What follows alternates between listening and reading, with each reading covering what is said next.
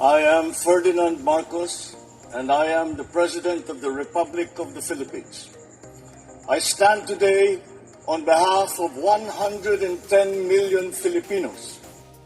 Everyone, hello universe, it's me again. Shout out sa inyo mga kababayan. But anyway, meron tayong upload videos updates. Very short lang ito.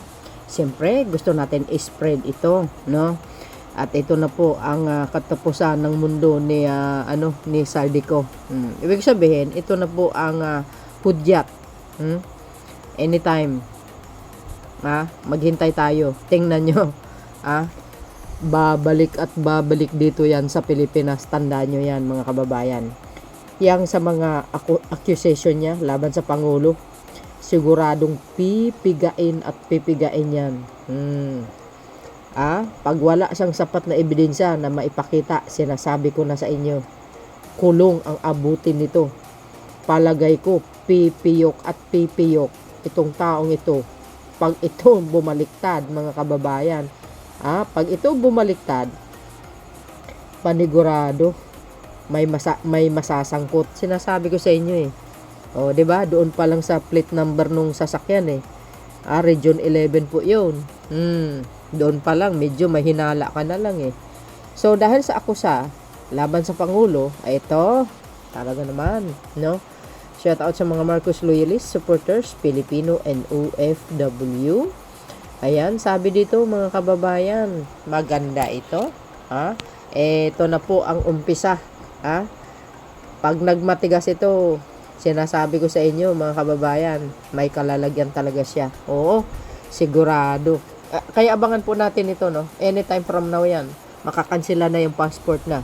Pag nagmamatigas siya, hahantingin talaga siya kahit saan. Interpol, di ba? Si Alice Go nga Si Tebes nga natuntun 'di ba?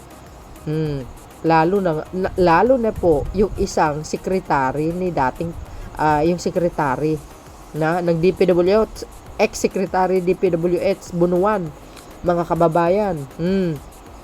Nasa ibang bansa na.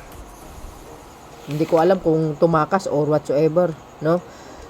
Alam nyo, pag mayroon kayong kinasasangkutan talaga ng anomalya sa sarili nyo, sigurado magtatago mga yan. Kasi kung wala kayo talaga tinatago, tulad ni Speaker Martin Romualdez, walang tinatago. Nandito sa Pilipinas, hindi tumatakas ayan sabi po ng GMA News.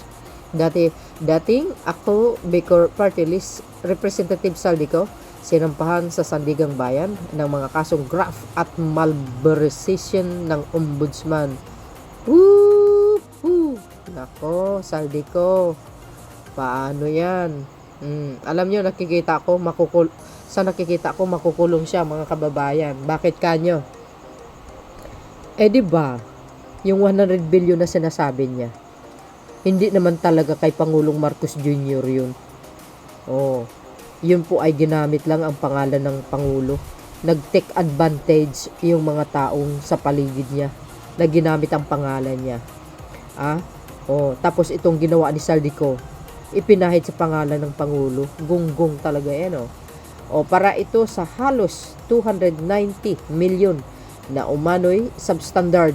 Naku po, ang dami niya na road, dike, project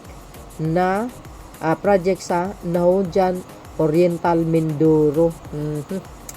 Matindi ka, chong. Lalo kang makakalbo niyan. Sabi niya kasi doon sa wala daw siya natatanggap na pera. Wala daw napunta sa kanya. Gunggong. Saan galing yung pera na pinagbibili niya ng mga assets niya, 'di ba?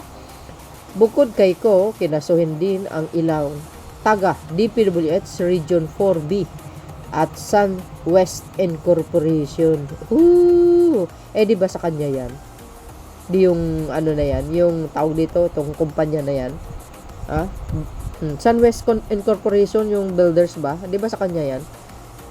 Kinukuha pa ng GMA Integrated News ang panig ni Ko at iba pang kinasuhan agay. Mayroon pa palang kinakasuhan mga kababayan na ibang tao.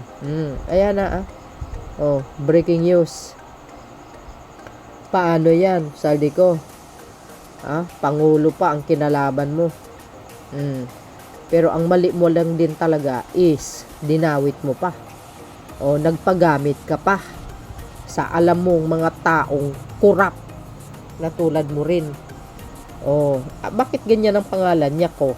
Chinese ba ito, mga kababayan? I don't know kung Chinese siya, ano. So parang himala. Kakaiba, 'di ba? Ko.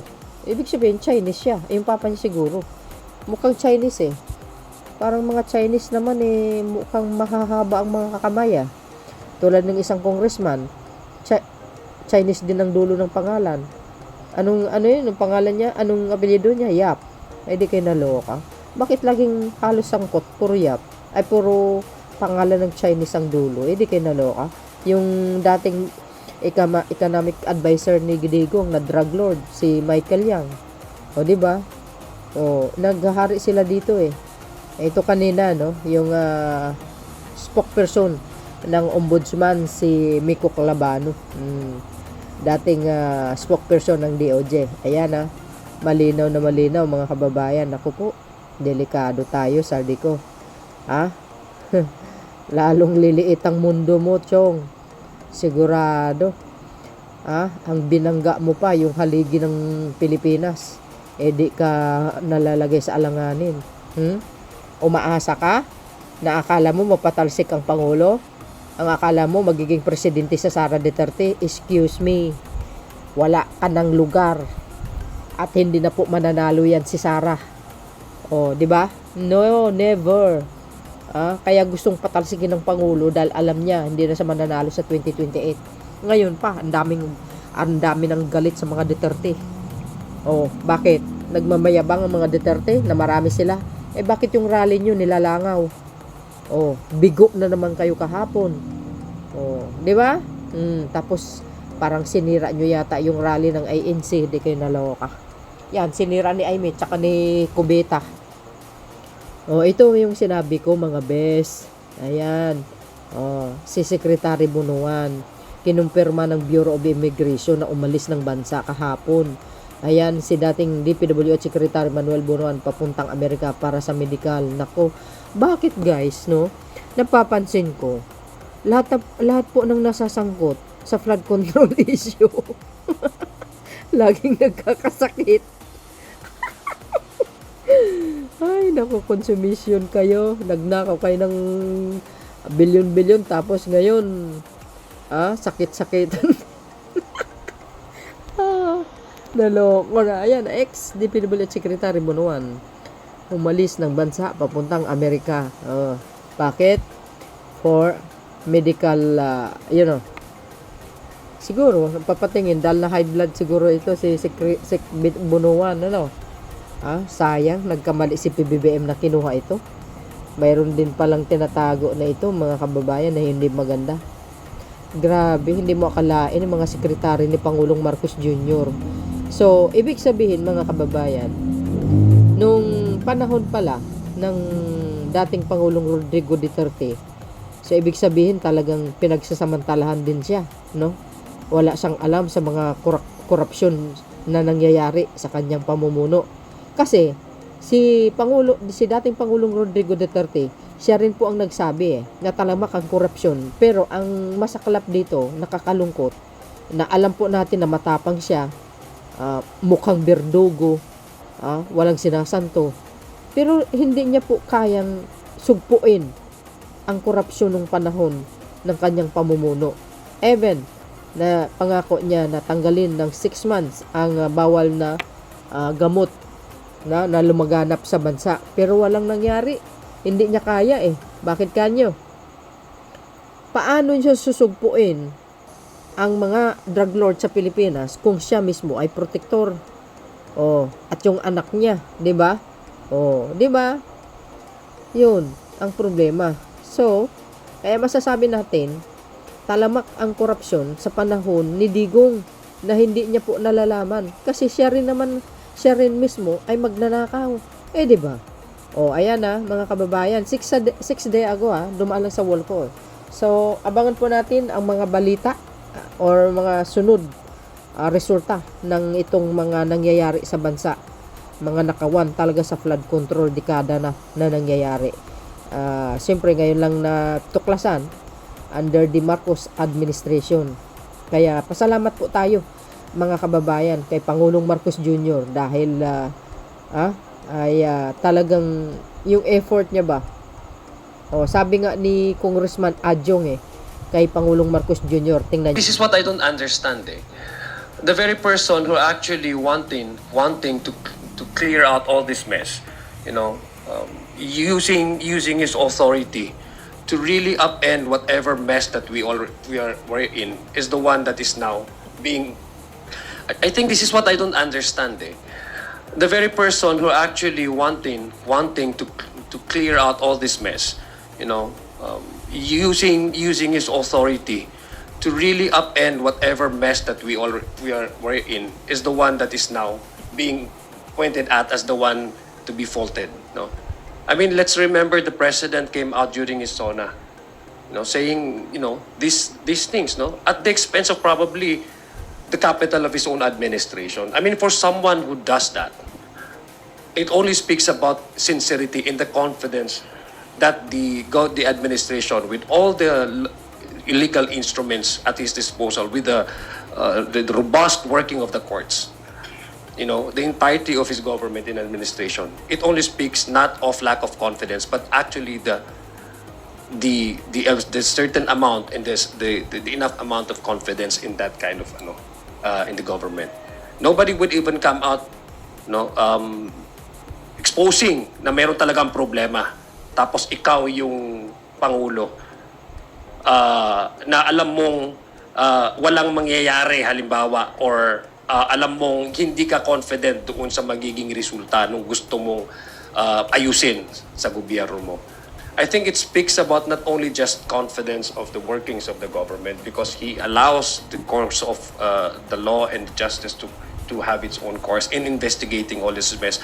It also speaks about his sincerity as a leader to really reform the system. I think at the very least, we owe, at least man lang, maski pasalamat man lang, because isa lang siya sa presidente. Ang dami pong naging presidente at ang daming problema, pero wala pong tumayo at lumabas at sinabi niya na kailangan natin imbestigahan ito. Siya lang. Yun lang hindi ko maintindihan. Dapat nga suporta ang bibigay natin sa kanya. Pasalamat ang bibigay natin sa kanya at the expense of probably putting his administration at risk. It speaks about that person, the character, the sincerity that he has to reform the government. Narinig nyo si Congressman Adjong? Oo, totoo naman yun. Dapat nga magpasalamat tayo kay Pangulo. The only president na talagang matapang, isiniwalat ang korupsyon sa Pilipinas. Sa mismong administrasyon niya pa. Ito po yung totoong berdugo. Tahimik pero mapanganib. Tingnan nyo, very silent ang Pangulo, hindi nang aaway. Kahit binanatan, kahit siniraan, magnanakaw, kay si Bangang, kay si Sugarol, kay si Palainom. Di ba? Pero si PBBM, very cool. Totoo yun. Easy lang. Sinishake niya lagi yung balikat niya. Di ba? Yan si PBBM. Kaya mag-ingat kayo. Pag yan ng kumilos, wash out kayo lahat. Sinasabi ko sa inyo. Kaya salamat kay Congressman Adjong. Totoo naman yun. Pasalamat tayo kay Pangulong Marcos Jr. We will always remember the President. Kasi he is the only one to speak up about the the corruption sa bansa natin na dekada na nangyari. Walang matapang. Si Digong, hindi matapang yun. Nagsalita lang yun. Kayabangan. Ang matapang ito. Itong berdugo na tiger na ito. Diba? So, ayun mga best. See you again on my next upload. Bye and baboos. God bless Philippines. Follow me. Likes. Bye guys.